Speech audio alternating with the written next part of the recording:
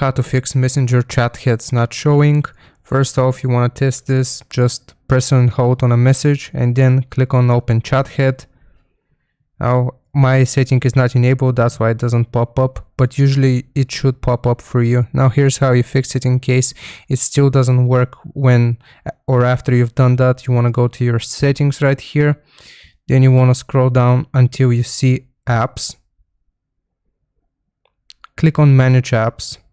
And then here you want to search for Messenger.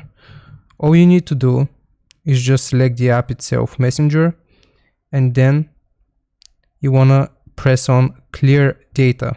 From here you want to select clear all data. After you clear all of your Messenger data, it's probably going to ask you to log in again.